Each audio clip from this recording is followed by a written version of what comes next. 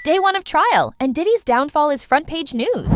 A mogul once honored with the key to New York now faces charges that could lock him away for life. Hello, Do You Believe Me Now? It comes out this fall. I'll be sure, though, is joining us this morning. Good to see you. So good to see you. You look as well. good. You feeling good? I am so blessed. We woke up this morning. We don't call it a comeback like LL says, right? Mm-hmm. This is updating my software. And I'm truly grateful to be here. And Roseanne. Al, the last time you were here, you could barely walk up the step to sit down here. Barely. You were my first interview with Cristal, right? Yes. When I was released from the hospital, and it was just, what an amazing journey it's been. You know, I figured, look, when you get lemons, make Arnold Palmer. So what are you doing now? How are you getting the word out? Well, you know, it's been an amazing journey. I get the call from my co-founder, Ms. Rachel Nordlinger. We started the Health Equity and Transplantation Coalition, and we are advocating in Congress, fighting for equal access to quality health care. Prosecutors say he ran a sex-fueled criminal enterprise. The charges: racketeering, trafficking, transporting people for prostitution. If convicted, Diddy could spend the rest of his life in prison. Cassie's lawsuit against Diddy, she claimed that Diddy would arrange for her to sleep with men, while he sat and watched and jacked off in the corner. That is what they would call their freak-off sessions. And Cassie did also say that she was the one who would actually select the escorts upon Diddy's instruction. This escort in particular, Daniel Phillip claimed that Cassie paid him. He showed up at the hotel. He thought that he was going to strip for a bachelorette party. Come to find out, he walked into a private freak-off party, and Cassie offered him money. And then she told him to rub her down with some baby oil, and they started getting nasty. And meanwhile, Diddy was in a corner with a bandana covering his face, and he was just watching, sitting there, jacking off. Diddy would also record them and tell them to rub more baby oil on each other. And the escort did say that these freak-off encounters would last up to 10 hours, and he would get paid up to $6,000 in cash. And rarely did they use condoms. So can you imagine the STDs? And one time, Cassie asked the escort to give her a golden shower. This is what the escort Daniel Phillips said. What began as a civil case is now a federal scandal, one that stretches from hotel suites to Hollywood boardrooms. Who, you know, kind of warned me all along the way to, just kind of watch your back, so on and so forth, and I didn't understand why. Because of Diddy? Basically. Do you believe that she died of pneumonia? Absolutely not. Why? What evidence do you have? She was in the best of health. We just saw each other prior to her passing. We were actually celebrating our son's new Netflix Christmas special, and she was doing just fine. In fact, we were all at the event together at Netflix in the lobby. Sean, myself, the children, all having a great time, and I'm, grabbing Sean like, what? And she's in the back going, stop, So it was a really festive opportunity just for all of us to be together, because it's nothing like the circus that's out here. So it was, a lot of the stuff, came to surprise, but a lot of the stuff will be revealed and that's why I thought it would be a good idea to finally tell my story. Every network came to me, participate in so and so, but I said, listen, I have no interest in speaking about another man. But you are in the book. Yeah, right. But this, I will speak about where our paths cross and what's most relevant. It's something I've been trying to say for many, many years. And unfortunately, Roseanne, even with Sean being incarcerated, that's not a celebration. There's no celebration in it.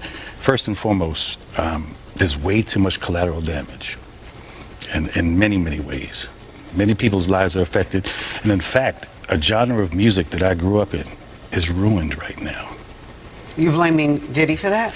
I'm blaming this entire industry and the way it's gone. And, there's no one person that's in charge, but this level and this magnitude of a story, of detriment, of diabolical, just heinous, whatever's really going on, it's unfortunate. Is Diddy suing you or threatening to sue you? No. No? I have the truth. But one thing is, you have volunteered to testify at the trial, correct? Not as of yet. Actually, I was subpoenaed. Okay. So my attorneys worked something out. So I believe when the time is right, I'm going to discuss it with my attorneys. But you're willing to? Oh, absolutely. Absolutely I am. And again, this is there's no, like I said, this is not marketing for me. I'm living this life. And So the let me only ask- reason I wanted to tell the story, Kurt, was very specifically because I was ignored. There was the most expensive PR campaign against me to shut me down. If you actually knew what they did to me, there was a bounty on my head. There was a bunch of stuff. So do you think specifically then that Sean Diddy Combs or people affiliated with him did something to you that caused you to have multi-organ failure? I believe this to be the case, yes. Absolutely. Wow. My first time saying it. Are you concerned that he still has power outside of incarceration? Remember, I'm the only one who spoke up, and I'm the only one left alive. So this is not about a scared thing, you know. It's just time to reveal the truth. I mean, it is what it is. I went through many, many years of scrutiny and being dragged face first on the concrete, you know, being called delusional and things of that nature. When I said sex trafficking and all the things that I said, because my job was not, listen, I don't want to take down your business if that's what you're doing. Just stay out of my backyard. Stay out of what I'm doing. I'm focused, you know. How did we start this, Kurt, from Mount Vernon, writing love songs, to a case, you know, arguably bigger than OJ, you know, in 2025. It doesn't make any sense. We're not supposed to be here. Like I said, there's no celebration in any of this. Do you feel because you're not supposed to be here that gives you the freedom? He was mocked, ignored, told he was delusional, until the headlines caught up with him. I'll Be Sure's story might have been the first warning shot.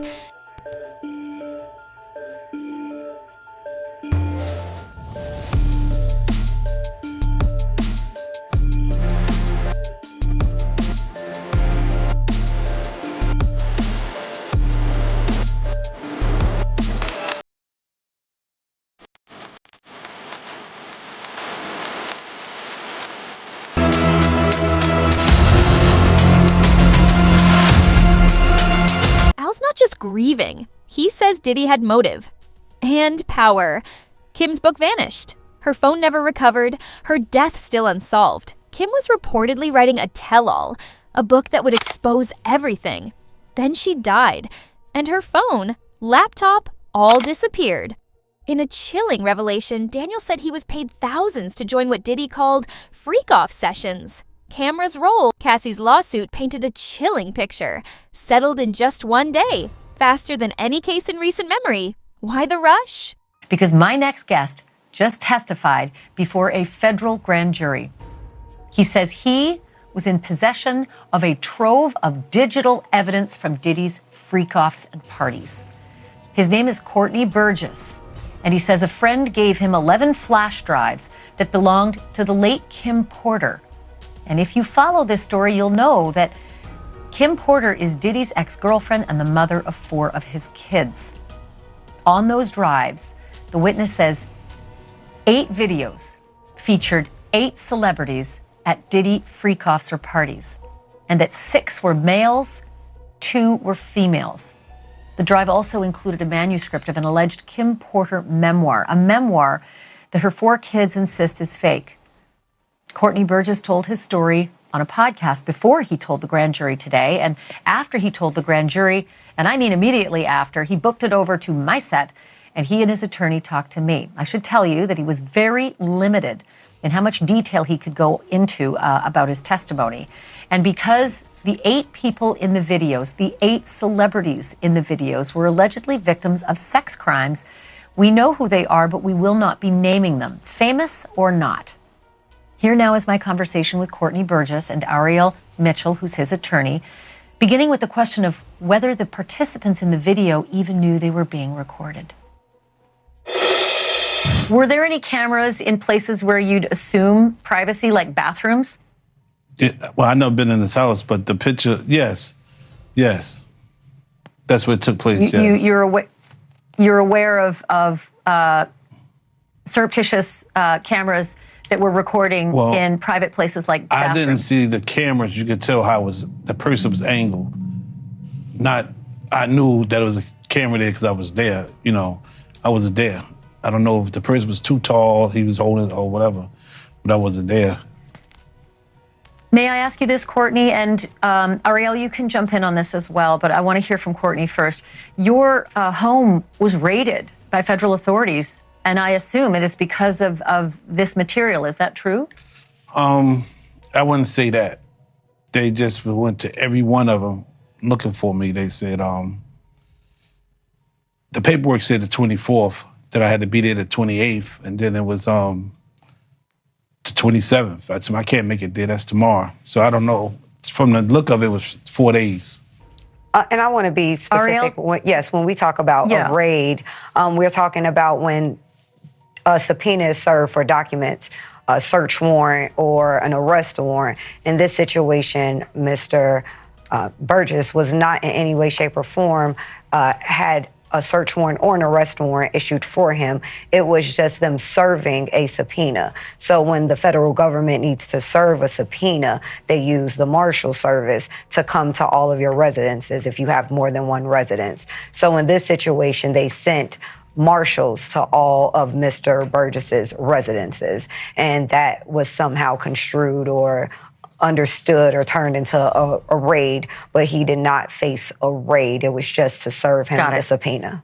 Ariel, do you believe that the subpoenas were issued and executed based on the federal authorities' knowledge that these flash drives existed and had this kind of compromising material? I think it was based on statements that Mr. Burgess made in a prior interview.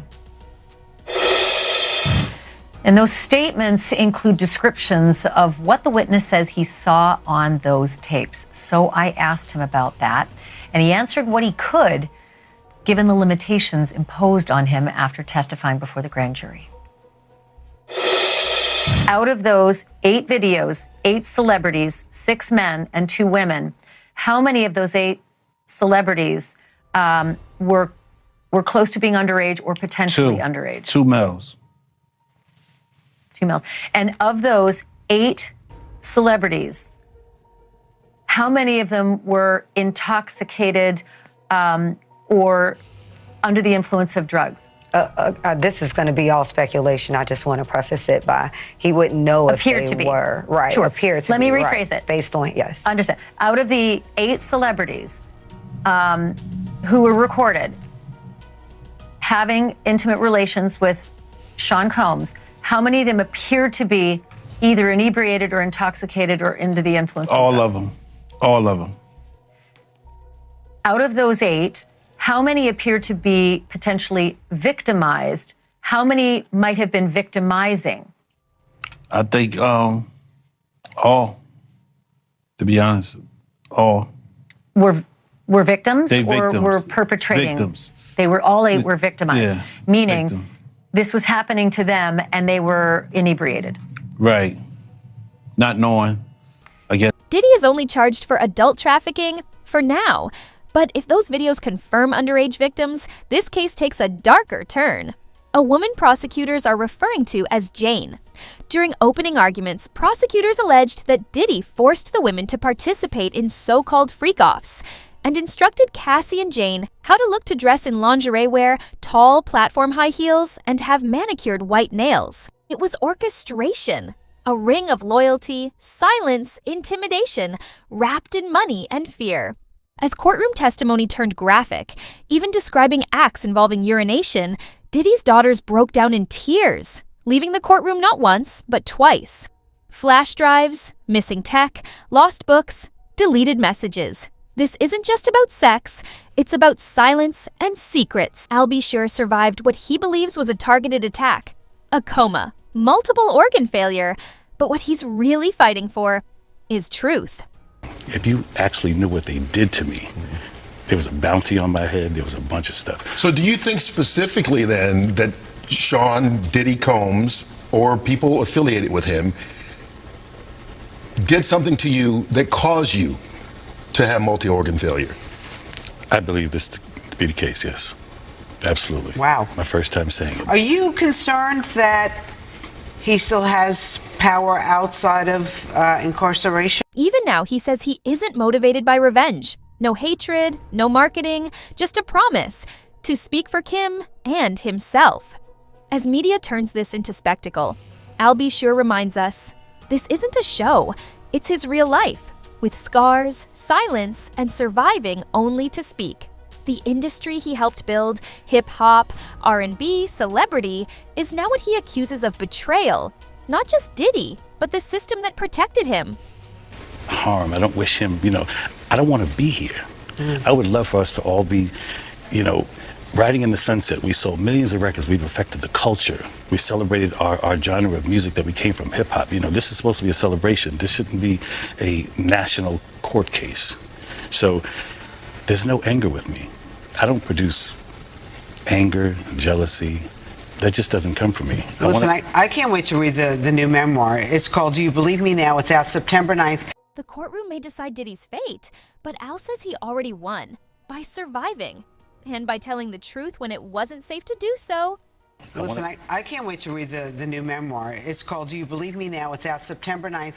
But in the meantime, if people want to know more about transplants and organ donation, they can go to transplantsforall.com. Absolutely, absolutely. And we're doing such amazing work. Live On New York, we're partnering with transplant organizations who are really doing the work on the ground. We have some interesting meetings. It's like, this has been such a godsend as it relates to, this is why I'm not angry at any individual. That's why we're here now. And I'm here to celebrate. I'm going to celebrate properly. And, right now, the industry is corny. We need a reset. So this is the time for the great reset. Keep turning those lemons into Arnold Palmer. That's right. As you like to say. I see you got your Knicks hat on. Come on now, listen. Can you afford tickets to those games? They're crazy right now. Listen, the tickets are crazy, but I kept something in the shoebox. Listen, I'm from the era of Patrick Ewing, John Starks, the last time they were Charles in the finals. Oakley, right? Yeah. The last time they were, so I was on the floor then, and it's been a long time because there was this guy named Michael Jordan in the league. Yeah. But listen, these guys are doing their thing. Now imagine taking 2 in Boston. Wow. Do you know I'm from Boston? Oh, I was We're born not in talking about that, Albie. But I grew up in Mount Vernon. We love you. We're so happy thank you so much. Thank you. Good to see. This is no longer about Diddy. It's about victims, justice, and a voice that refused to stay silent. Al B. Sure didn't survive to be quiet. He survived to be heard. For more shocking truths and exclusive updates, subscribe now to GlamSpill.